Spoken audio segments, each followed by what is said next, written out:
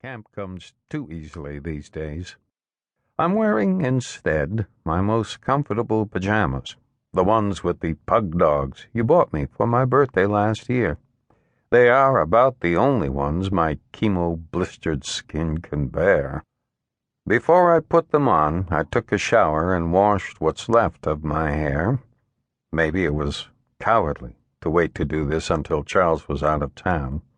His mother, who is only a few years older than I, is ill too, and poor Charles hasn't known whom to nurse more dutifully. He refuses to discuss my death, pulling instead all sorts of prophylactic voodoo, like purchasing cruise tickets for next spring or placing a down payment on a pure-breed Mastiff puppy, if you can imagine, as if he can mortgage me back to life, keeping me on the ventilator of increasingly onerous financial obligation. I know he will be furious when he gets back from Philadelphia, but maybe he'll take his mother with him on that cruise through the Cyclades. My only real regret is not seeing you one last time. I left you a message before you went on the air, something light and innocuous, and I hope you're not too shocked to hear it after you get the news. I want this goodbye to set the tone for all the memories that follow it. When people approach me about my show, they never want to talk about the cut-rate monster movies. Most can barely remember the titles. No, it is the irreverence of the interruption they cherish, the silliness and explosions. I made it my career for decades, but only now do I begin to understand the need to terrify, followed by the even greater need to puncture the fear we've called into being. It is a surrender and recovery that feels suspiciously like love.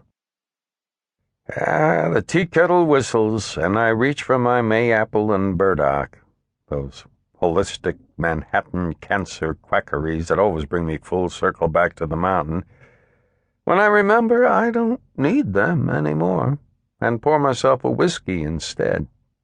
Yet that, too, reminds me of the mountain. I have come a long way from ghost stories and digging roots. Here, in the door of the balcony, I can look out over the huddled city, as underdressed for the weather as I on this miserably frigid August night.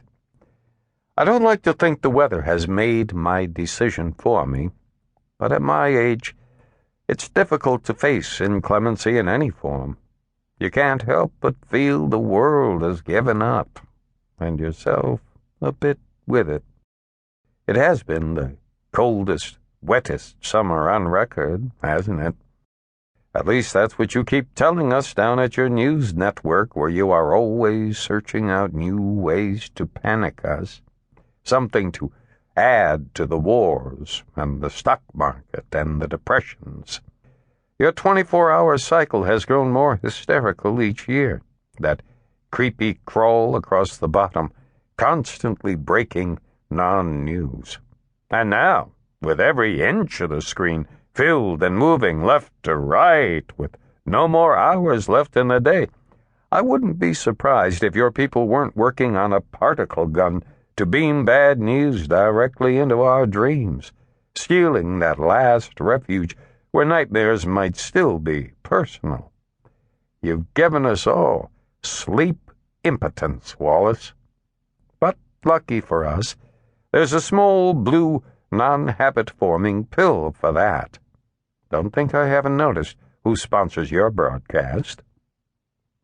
The fog over Manhattan tonight hangs like the fog in the hollow where I grew up. And maybe that is what has me stitching together memories of my own first horror movie. A grainy, convulsive thing projected onto the bedroom wall of our dog-trot cabin. I was in bed where Tucker's car had put me. The sun had set, but no lamp was yet lit, and it was moving toward the shadow darkness that allows terror free play in the minds of suggestible young boys. He sat next to me on the counterpane with his hand-cranked projector steadied on our family